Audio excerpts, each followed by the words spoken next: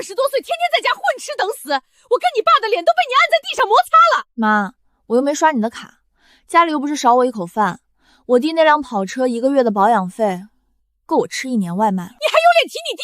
你弟那是出去混圈子结人脉，你呢，天天烂在家里，说出去我都嫌丢人。行了，别跟他废话。沈慈，从今天起，沈家不养闲人，你现在就滚出去，混不出个人样，这辈子别踏进这个家门。行，走就走，你二了别动气，以后千万别求我回来。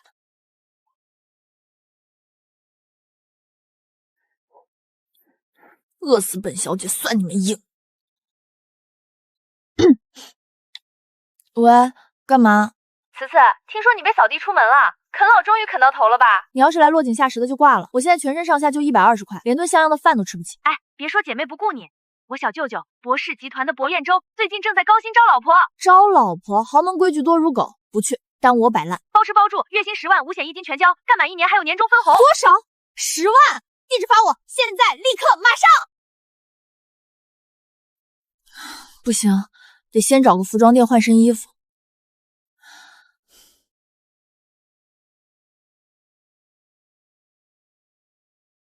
你好，博总，我是来面试总裁夫人的，不过我得先问一句，试用期工资打折吗？没有试用期，直接转正。明天早上带户口本跟我去领证。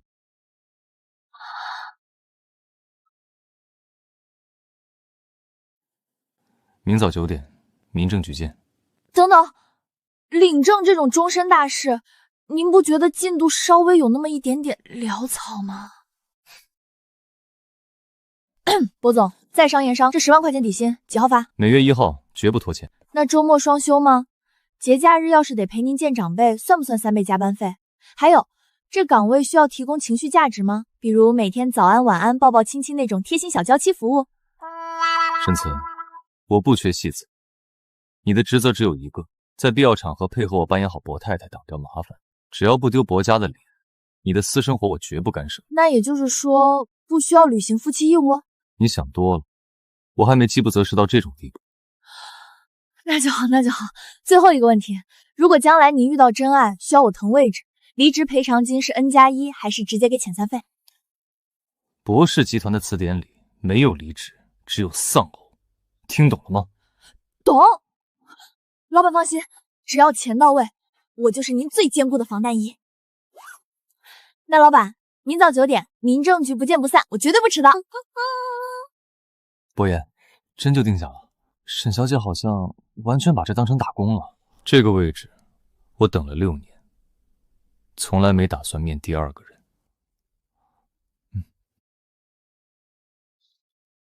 恭喜2位新婚快乐！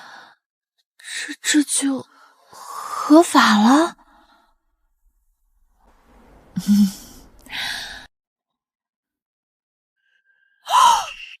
个10把千万100万1点安家费随便花。老板大气，你放心，这钱保证花在刀刃上，绝不给博太太这个光荣的岗位丢脸。婉婉，姐也是拿月薪的人了，100万安家费，以后姐包养你。沈慈，到，老板有何指示？今晚把行李搬去半山别墅。博太太，该上岗。博言，既然夫人把这当成工作，那咱们那份隐藏合同要不要补充个期限？期限？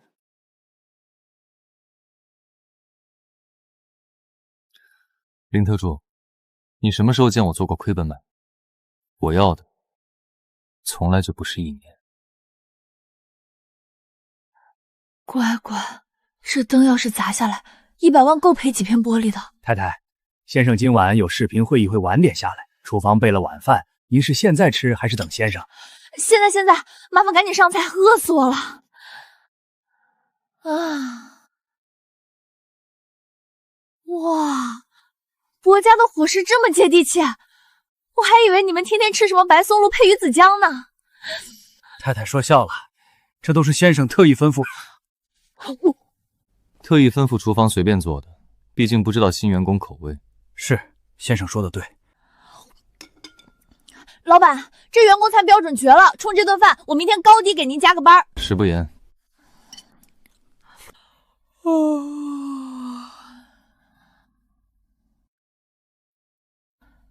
看什么呢？这么投入，还真有白月光啊！燕州平时最爱干净，现在这屋里怎么一股廉价的外卖味儿？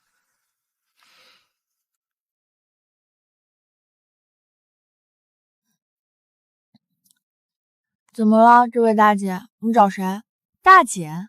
哼，我是陈曼媛，你就是燕州随便找来应付长辈的那个女人？一身廉价货也敢坐富家沙发，不嫌丢人？认清自己的身份，富家不是什么人都留的，圈子里谁不知道？配得上燕州的，只能是我。圈子里知道有什么用？民政局知道吗？什么意思？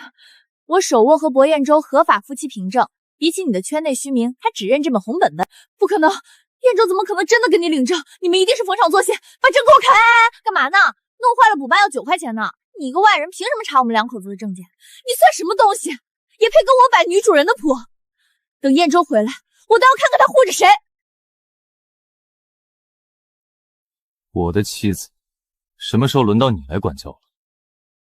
陈小姐，谁给你的胆子，在我的地盘对我夫人大呼小叫？燕州，你叫他什么？燕州，我们2家毕竟是世交，我是怕你被普通女人蒙蔽，他上不了台面，配不上你。配不配得上，是我说了算。沈慈是这栋房子的女主人，你刚才的话越界了，向她道歉。你让我给他道歉？我不喜欢重复第2遍，或者需要我亲自给陈董打电话，问问陈家的家教。对不起。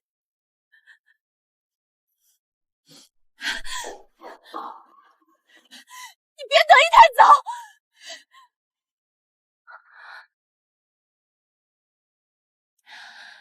老板，刚才那2下真绝，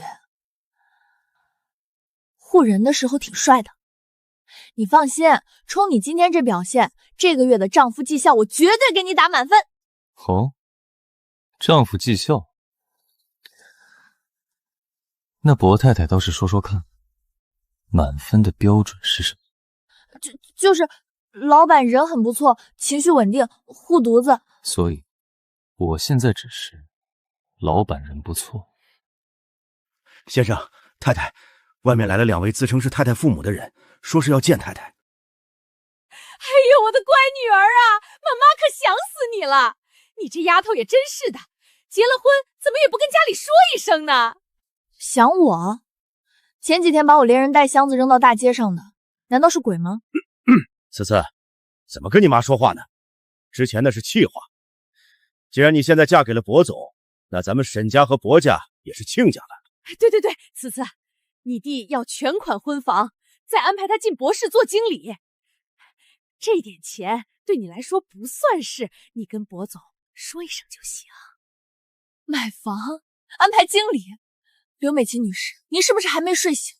你们养我是为了给你们儿子当吸血包的吗？沈慈，你个没良心的白眼狼！我们生你养你这么大，现在你飞上枝头变凤凰了，拉扯一下你亲弟弟怎么了？养我，从小到大好吃新衣全归他，我学费全靠打工。现在别想从我这儿拿钱，1分没有。2位请回吧。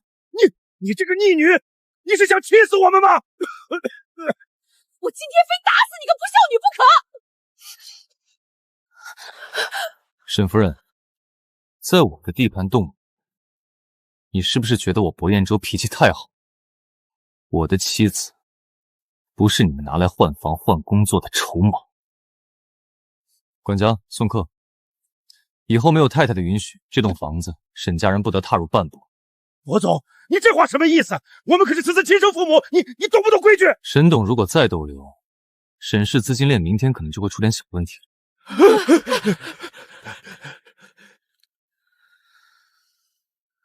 饿不？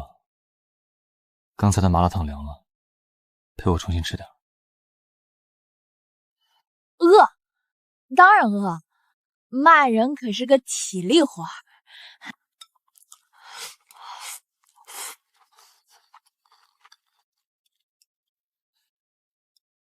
吃吧，大小姐，别饿着。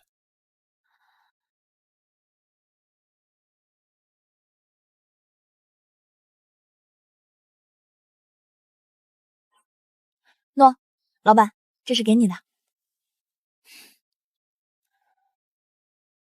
这是什么？感谢你刚才没替我原谅他们，还帮我把人赶走，所以我决定给你涨绩效。作为你的员工，这也是对老板业务能力的一种肯定。奖金我不要。啊？不要钱？那你要什么？我想换一种奖励。薄太太，你准备给什么？老板，冷静。我觉得吧，奖励这种东西还是停留在精神层面比较健康。精神层面，那就请我吃个饭吧，就明天。明天不用，我自己约了人，就在附近随便吃点。你日理万机，千万别为我浪费时间。哼。沈慈让你乱承诺，明天赶紧躲出去，绝对不能让这阎王抓到把柄。去哪儿了？这么开心？老板，你今天怎么这么早就下班了？没去应酬啊？应酬取消了。我问你，下午去哪儿了？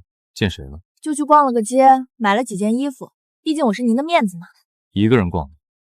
我怎么听说薄太太下午跟人聊得连家都不想？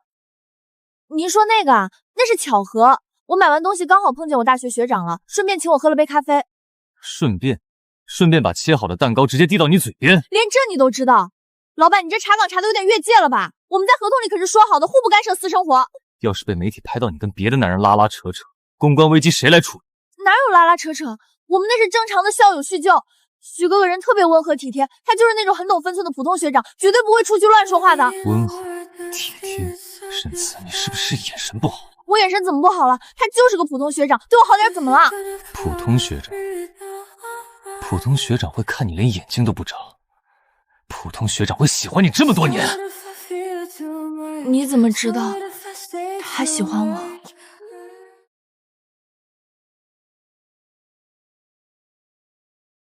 老板，您昨晚的批评我深刻反省过了，这是我连夜赶出来的述职报告，请您过目。日常花销明细，豪门太太社交圈维护进度，你脑子里一天到晚装的都是什么？装的都是怎么做好这份工作啊。昨晚您说的对，我是薄太太，要注意影响，所以我把近期的行程全部梳理了一遍。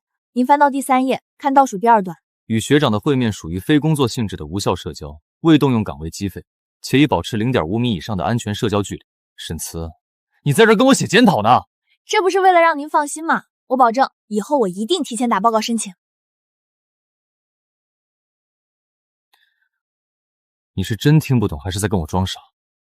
我在意的是你不打报告吗？那您在意什么？在意我没给他买单？我在意的是你跟别的男人走得太近。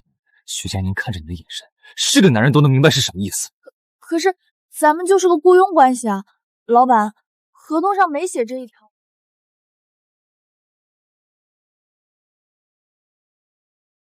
沈慈，如果我想管的不是你的工作，而是你这个人呢？太美了，这成色，这光泽，就是这价格多了1、2个零，总不能刚上岗就找那阎王预支工资吧？得搞点副业啊！放着这么好的闲置资源不用，简直是暴殄天物。绝版高奢精英男伴，身高188，气质清冷禁欲，豪门晚宴撑场必备，5位数起拍，诚心要的代价私聊，搞定，上架。3万，这就赚了！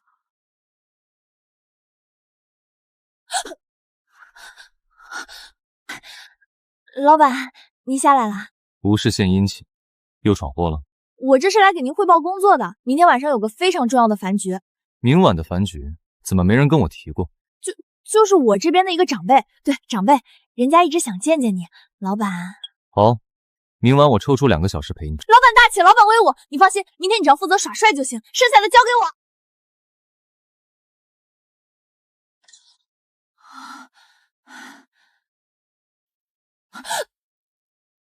薄太太，应酬回来了。老板，你今晚在饭局上表现的真好，那位王太太把咱们夸上天了都。是吗？那你过来给我解释一下，这笔精英男伴出场费是怎么回事？老板，我错了，我不该再私自开发您的商业价值，但我这也是为了咱们这个家呀。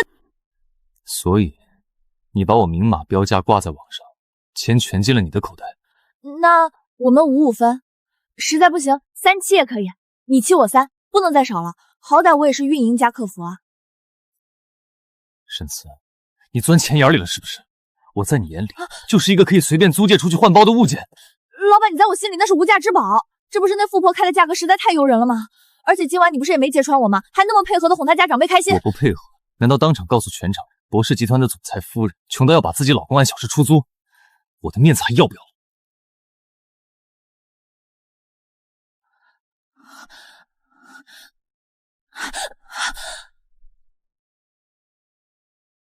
博太太，你准备把我卖给多少人？先生、太太，明晚7点，全城名流慈善晚宴的正式邀请函送到了。博氏是本届晚宴的主办方，主办方需要您和夫人一同出席。听见了？明晚正装出席。博太太。知道了。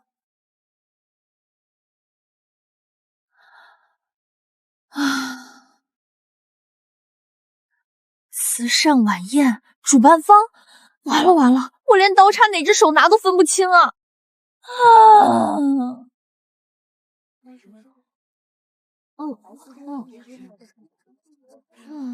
大家掌声欢迎博太太为我们分享一下博氏集团接下来的慈善理念。沈家二小姐草包。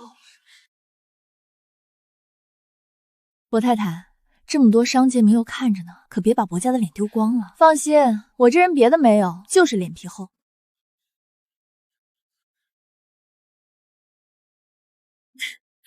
大家好，我是沈慈。刚才陈小姐让我分享慈善理念，说实话，太高山的词儿我不懂。毕竟大家也知道，我以前最大的梦想就是躺平啃老。我们家宝总平时话少，是个实干派，所以今天我代表他表个态。今晚的儿童午餐项目，博士带头追加500万。各位老板，你们要是比我们家少，那可就不体面了啊！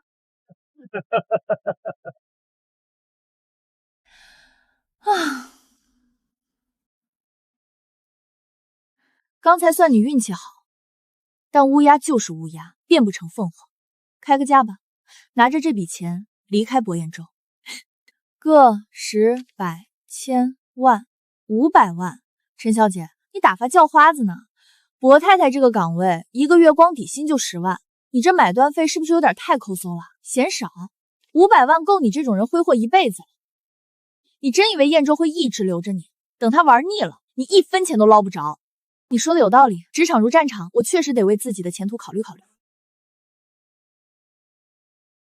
老板，有人试图拿500万恶意收购您的核心员工。陈小姐，博氏集团的资金链还没断，博家的人还轮不到外人赢家。博太太这个位置永不对外转让，以后谁要是再拿这种不入流的手段来打扰我夫人的，就是跟整个博氏作对。我亏了，我刚才应该先把支票收下再跟你说的。500万啊，就算上交给你，你起码得给我抽个成吧。你不是说拿钱跑路等于承认自己只值500万？我可以拿了钱不跑路啊，钱归我，人还是你的，这不2全其美？人还是我的。比喻懂不懂？就是说我不会出卖你的意思。如果今晚他给的不是500万，而是1个亿，1个亿，那我先拿5000去投了个什么项目，再拿3000万存定期，剩2000万，分你1000万当信息费。所以你还是要先收下。收啊，为什么不收？反正收了也是咱俩的，不对，你又不缺钱，那我收了就是我的。那如果我不让你走？老板，明天中午我约了人吃饭，你没啥安排吧？没有。那我去了啊。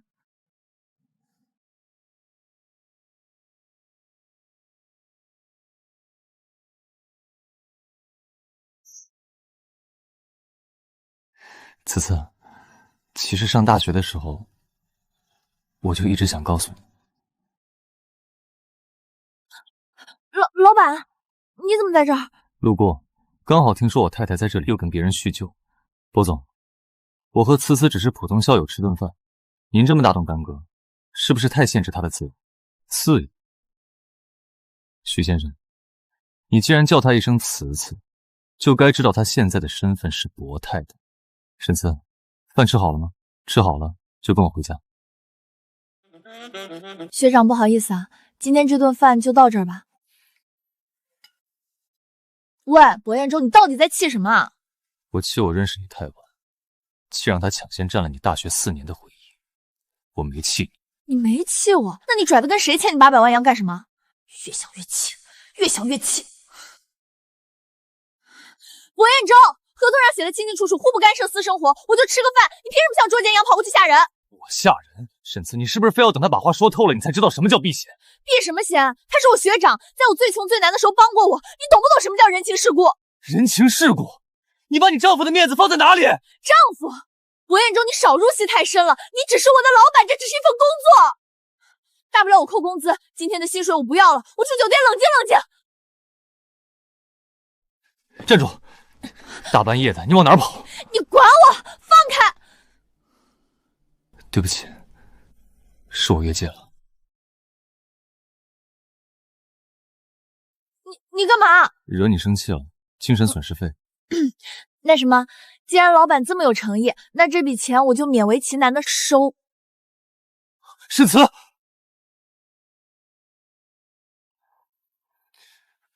管家，马上让陈医生滚过来，快点！是先生。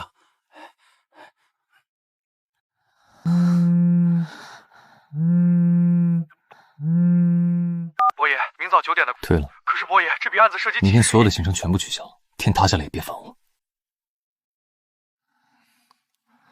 陈妈，进来一下，给夫人换身干爽的睡衣，再打盆温水来。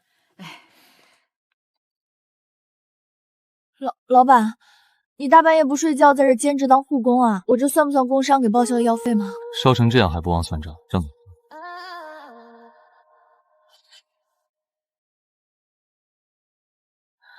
博彦州，怎么了？是不是哪里还不舒服？你干嘛对我这么好啊？你比我爸妈对我还好。以后我会一直对你好。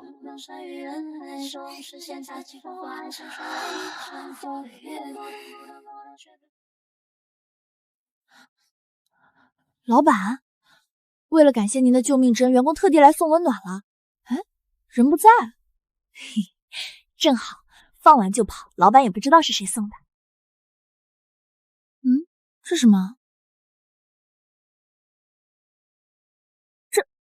这不是我大二那年勤工俭学的时候吗？这种连我自己都没有的黑历史照片，怎么会在他桌子上？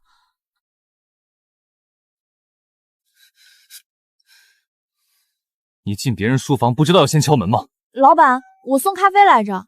不过这不是重点，重点是你书房里怎么会有我大学食堂啃馒头的照片？博总，你老实交代，你是不是有什么变态的掌控欲？为了招个替你干活的夫人，连我几年前在哪个食堂吃什么都要暗中调查？既然这岗位底薪10万，录用核心员工，我当然要做最详尽的背调，了解员工的抗压能力和成长背景，很难理解吗？老板，您这背调做的也太细致入微了吧，连我在几号窗口买的馒头都快看清了。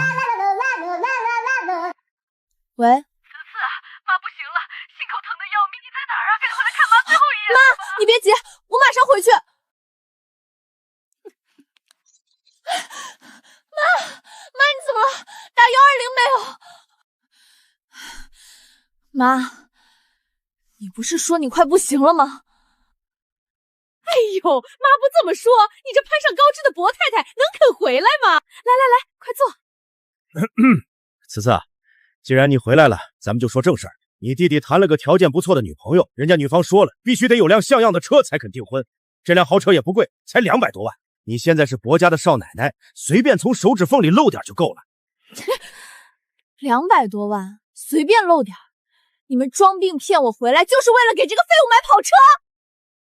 怎么说话呢？他是你亲弟弟，你现在吃香的喝辣的，帮扶家里本就你的本分。本分？从小到大，你们给过我1分偏爱吗？我被你们赶出家门的时候，身上只有120块钱。我现在拥有的是我自己拿尊严和自由换来的。我告诉你们，我就算是把钱都扔水里听相，也绝对不会给他买一个车轱辘。想让我当吸血包，你们做梦！滚！你这个冷血无情的白眼狼，滚出我们家！求之不得。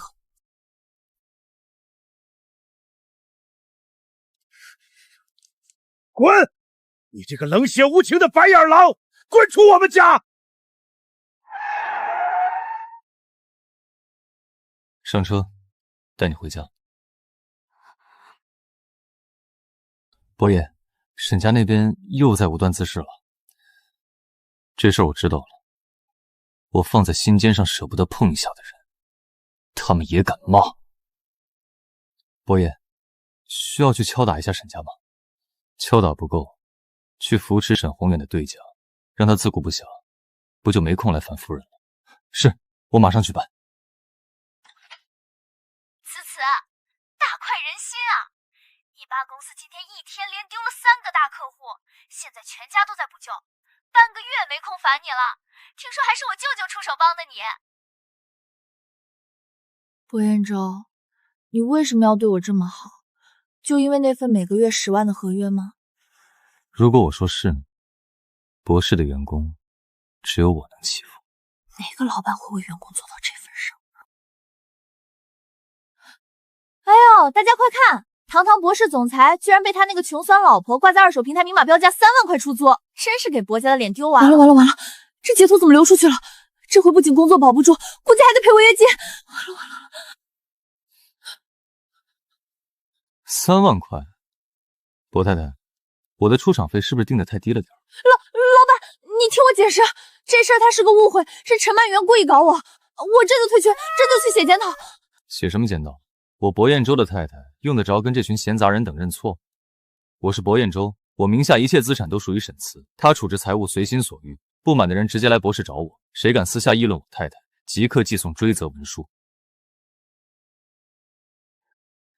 怎么，感动的不会说话了？老板，你这护犊子的演技绝了！不过这算不算工伤补偿？我能申请把那3万块真拿去提现吗？沈慈啊，你钻钱眼里得了。那合同没写不能提现，我争取一下不过分吧？你不过是被薄爷爷逼他取的挡箭牌罢了。当年他最难熬的那段日子，陪着他的人是我。挡箭牌就挡箭牌呗，有什么了不起的？我可是拿了安家费的。我是个莫得感情的打工人，绝对不能越界。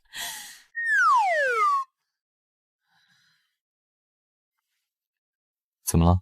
饭菜不合胃口，还是谁又惹你生气了？没有啊，挺好的，谢谢薄总关心。薄总，昨天还叫老板，今天就变薄总了，你是不是有事瞒着我？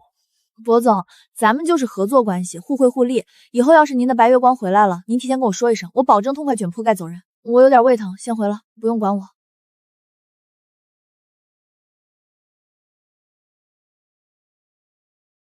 去查今天到底是谁给他发了什么东西，如果查不出来，明天你也不用来。薄爷，查到了，是陈曼媛小姐，她找人合成了一张你们当年同框的照片，还发了一些误导夫人的短信。她找死！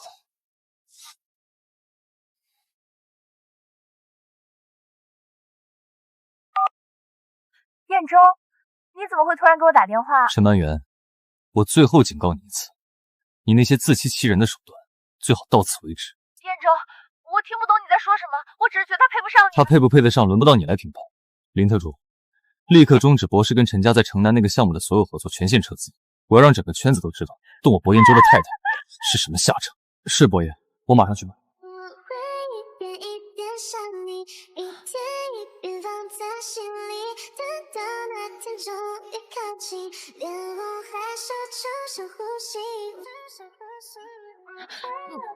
你干嘛？沈慈，看着我。看什么？没有什么白月光，也没有什么旧情，那张照片是合成的。这辈子，不管是挡箭牌还是别的什么，能站在我薄彦舟身边的女人，从始至终，只有你沈慈怡。那你对我这么好，就不怕我当真了，赖着你不走？如果我就是想要你当真呢？疯了！他到底什么意思？又是送钱，又是霸总护妻的，现在连看我的眼神都跟拉丝了一样。大姐，你是不是对自己的魅力有什么误解？还是你觉得我舅舅闲得蛋疼，花几百万陪你玩过家家？他找我不就是为了应付家里那些催婚的长辈吗？我就是个性价比高又听话的工具人而已。沈慈，你是不是缺心眼儿？你以为博士集团的门槛有多低？要是随便找个工具人，陈曼玉排队都能排到法国去，他为什么偏偏挑了你？因为我便宜，好拿捏。因为是你啊！我舅舅那个人活了快30年，身边连只母蚊子都没有，冷得跟冰块一样。你什么时候见他对别人这么上心过？替你怼陈曼如，替你出气搞你家公司，现在还特意跑去跟你解释绯闻。此次，我问你，你老实回答，你觉得这场高薪招聘真的只是个巧合吗？什么意思？圈子里谁不知道薄彦舟是个不做亏本买卖的狐狸？他设了这么大一个局，还指名道姓的把招聘信息精准的通过我递到你手里，你还不明白吗？你是说，他早就盯上我了？我可什么都没说。别怕，有我在。沈慈，你还真是阴魂不散。哟，这不是薄太太吗？这件礼服穿在你身上还真像那么回事儿。只可惜山鸡就算插上孔雀的羽毛，也变不成真凤。沈小姐，没事总来找什么骂？沈慈，你别得意的太早。你以为你那点见不得人的勾当没人知道吗？今天我就要让全城的人看看你到底是个什么货色。大家都看看，沈慈根本就不是什么薄太太，是薄彦舟为了应付催婚花钱雇来的。你怎么会有这个？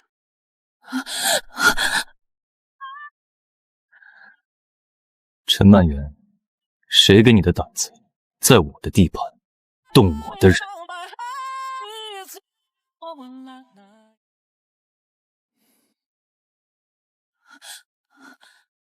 把我家的监控和佣人买通，偷拍太太的私人物品。陈曼媛，陈家就是这么教你做事的。彦舟，我是在帮你拆穿这个心机女，她就是为了你的钱。是真的。我薄彦舟的钱不给我老婆花，难道烧给外人看吗？这份申请表不仅是真的，而且我已经批了。各位大概不知道，我追我太太追得很辛苦。她既然喜欢谈钱，我就用全部身家给她安全。不是她图我的钱，是我怕我的钱不够多，留不住她。沈慈是我明媒正娶放在心尖上的妻子，今天谁敢看她半分笑话，就是跟我博氏集团过不去。把陈小姐请出去，顺便通知法务部起诉她侵犯隐私和商业间谍罪。薄彦舟，你今晚在台上说的那些话，是为了保全薄家的面子，还是真的？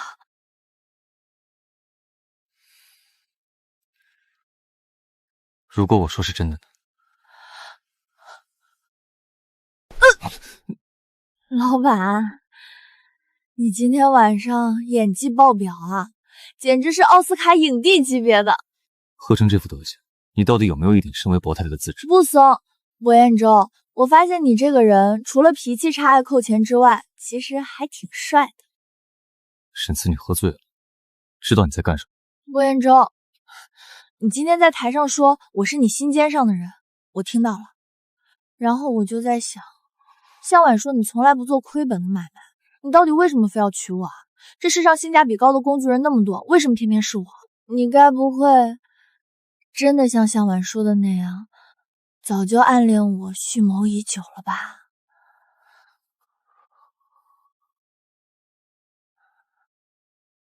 如果我说是呢？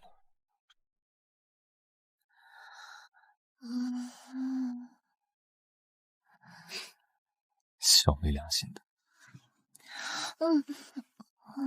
乖，先睡觉，以后你就知道了。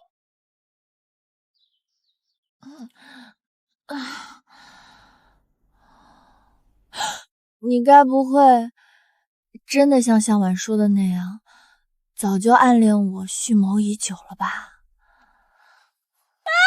沈慈，你是不是疯了？你居然敢酒后骚扰你的金主爸爸，这下完蛋了！他们扣关我的工资才怪！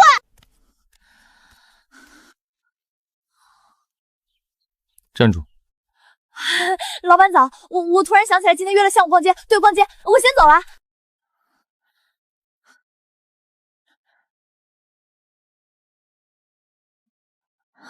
老板，你不是在书房吗？这栋房子是我的，我想出现在哪儿就出现在哪儿。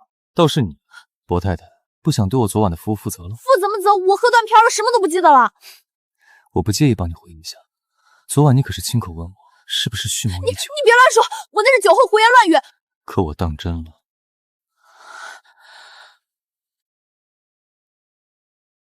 慈慈，你见见妈，妈求你了。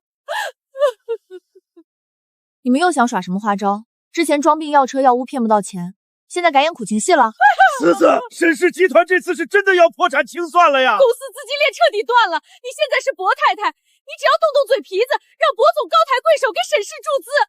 现在知道我是你女儿了，你们把我赶出家门，想过有今天吗？是爸的错，爸鬼迷心窍。思思，就算你再恨我们，沈家也是生你养你的地方，你总不能眼睁睁看着你爸一辈子的心血付诸东流吧？那是你们的报应，跟我有什么关系？你们走吧，我没钱。博彦州的钱也不是大风刮来的，我没脸去开这个口。思思，你不能见死不救啊！你这丫头怎么心这么狠？2000万啊！我得在博士打多少年的工才能还清？可是不借，那2个老东西万一真跳楼了怎么办？这他妈算不算道德绑架？博彦州，沈家是个无底洞，你图什么啊？你帮我挡了这么多次子弹，我都不知道该怎么还你了。我说过，你的事就是我的事，至于怎么还，薄太太，欠债肉偿这个道理，不懂吗？思思，舅舅出差了，今晚咱们不醉不……我操！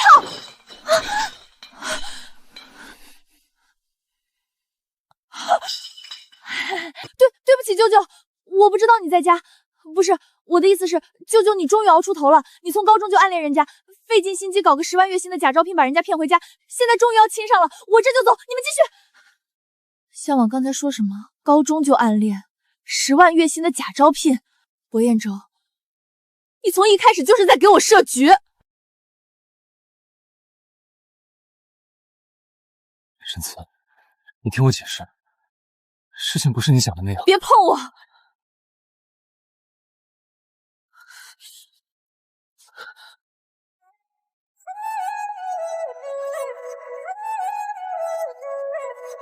大半夜的，你闹什么？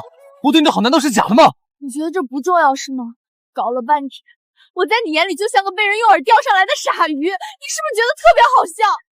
沈慈，你今天要是踏出这个门，你的工资、薄太太的身份就全都没。薄总，我不干了，你那10万块的月薪留着去钓别的鱼吧。思思，我错了，我真的不是故意抖露出来的。但我发誓，我舅舅绝对是真心爱你的。他为了给你下这个套，把全公司的法务部都折腾疯了。他骗我，他就是个老狐狸大骗子，我这辈子都不会再理他了。查，把全城的监控都给我调出来，就算是翻遍每一寸地皮，也要把他给我找出来。是，我马上通知安保部。阴险。狡诈，不要脸！难怪他清楚我食堂爱吃的包子口味，我还以为遇上了线上贵人，实则就是个偷窥者。姑奶奶，你骂归骂，能不能先回我舅舅一条微信？他已经给我打了好几个电话了，我感觉他现在正提着刀满世界找人呢。不回，就让他急着。凭什么他把我玩弄于股掌之中，我还要乖乖听话？本小姐今天也是有脾气的人了。想让本小姐这么快妥协，门儿都没有。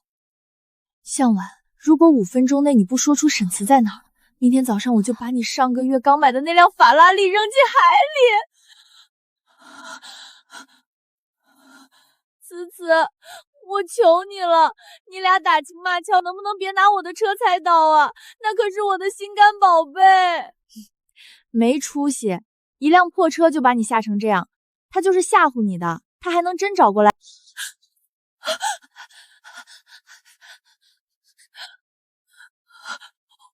完了，怎么了？谁啊？大半夜的，他居然亲自找过来了。思思，你自求多福吧，我真的不敢不开门啊。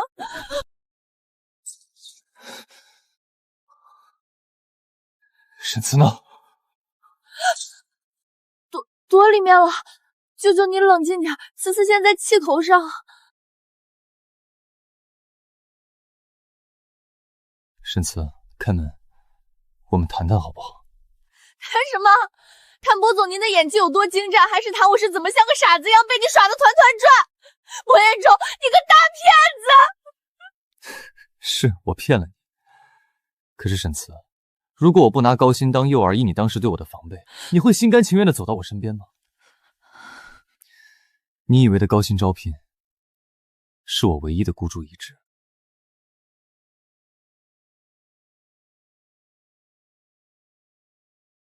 张嘴。博总，你这服务态度不够专业啊！虾线挑干净了吗？就往我嘴里塞。挑干净了，我的错，下次一定更仔细。吃吧，祖宗。博彦中，别以为给我剥2只虾这件事就算翻篇了。你不仅骗婚，还侵犯我的肖像权，暗戳戳藏我那么多照片，这事儿性质很恶劣。夫人说的是，小博知错了。这还差不多。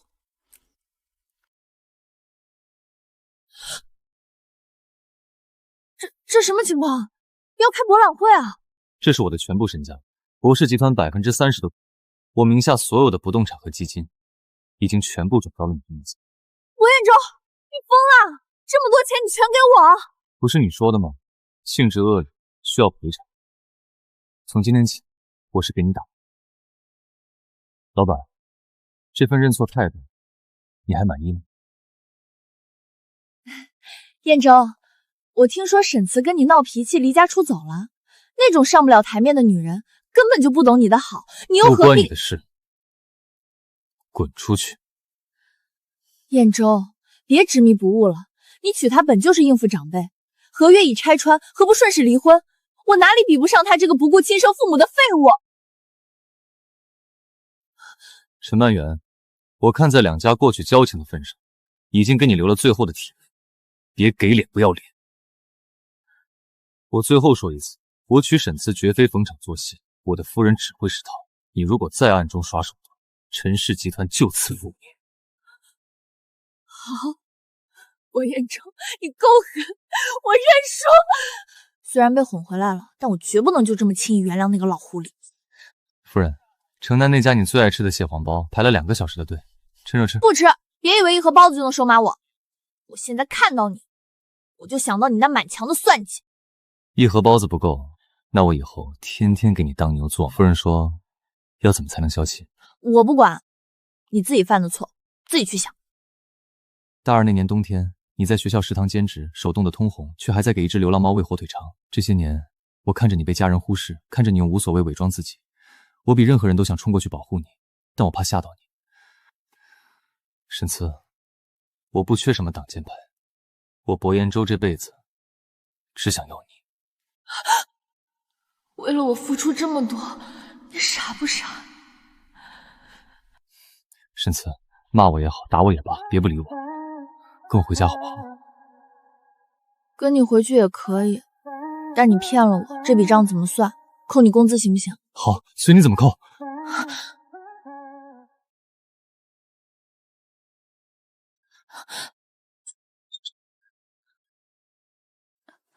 慈慈，妈来看看你。你们来干什么？又缺钱了？博彦州上次给的钱不够你们挥霍的？不，思思，不是钱的事儿。上次博总注资，公司已经起死回生了。我们今天来，就是想来看看你过得好不好。这是城西老街的桂花糕，你小时候最爱吃。那时候家里偏心，每次只能买1块，我都留给你弟弟。妈昨天路过，排队给你买了1盒。现在送来有什么用？我已经被你们赶出家门了，在你们眼里，我就是一个可有可无的废人，不是吗？是爸妈糊涂，经历了这次破产，我和你妈才看明白，树倒猢狲散的时候，只有你这个被我们苛待过的亲生女儿肯救我们。慈慈，爸妈知道错了，真的知道错了。你们起来吧，这盒桂花糕我收下了，以后你们过你们的日子，我过我的日子。只要你们不再作妖，沈家有难我不会见死不救，但其他的强求不来。博彦州，还好我现在有你了。我会一直在。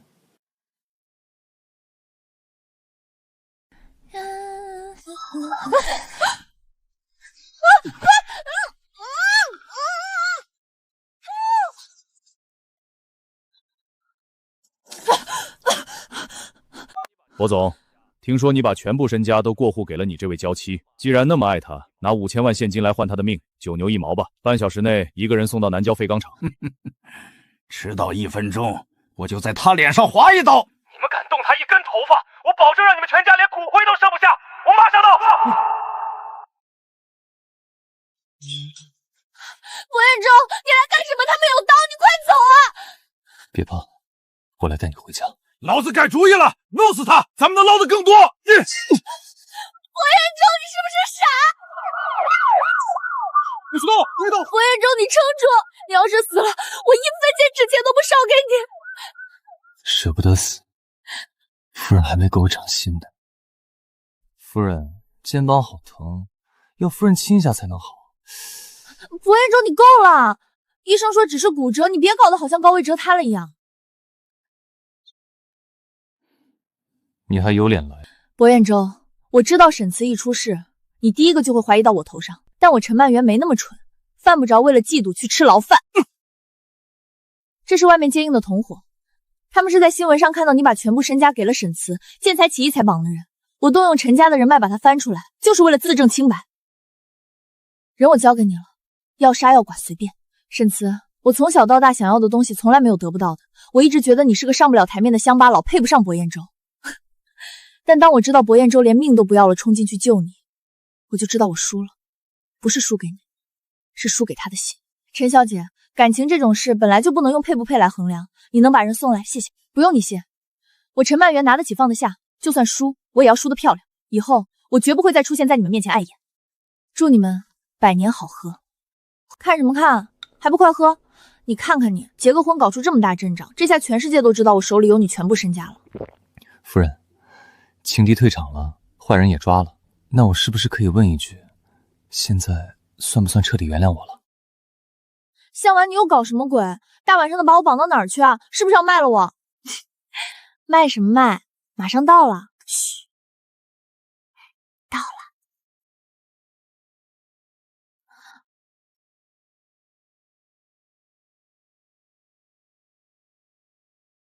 快去吧，女主角。你干嘛弄得这么夸张？博士要破产了吗？你这么大手大脚的花钱。这是我认识你的第2555天，7年前，在这张照片拍下的第2天，我就在日记里写，我一定要把这个叫沈慈的女孩娶回家。沈慈，我知道我用了一个很卑鄙的手段把你骗到身边，我原本想慢慢来，可是我等不及了。我不想再用老板的身份面对你，我不想再用高薪来拴住你。沈慈，你愿意撕毁那份雇佣合同，从我的合约夫人变成我博彦州名正言顺相伴一生的爱人吗？博总，这活儿我接了，不过咱们可说好啊。你说，什么条件都答应你？变成终身合同可是得涨年薪的。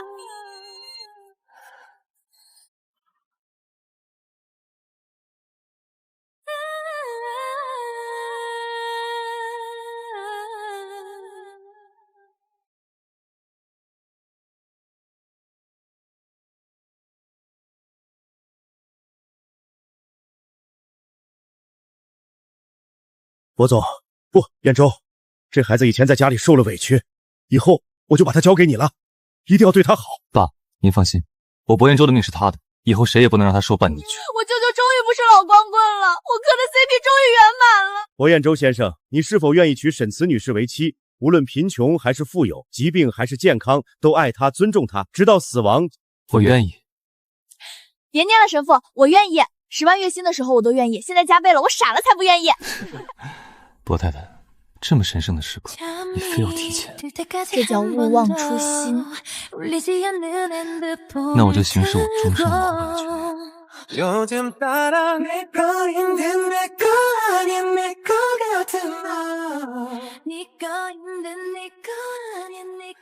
春宵一刻值千金，博太太，大婚之夜你在这儿算什么账？签合同啊！你看，这是我拟定的终身霸总饲养与被饲养合约，第一条，婚后财政大权归我。第二条，年薪在这个数的基础涨50%。第三条，你干嘛？合同还没谈完呢。不用谈，我整个人都是你，卡随便刷，钱随便花，人随便你。现在该夫人履行义务。关灯去。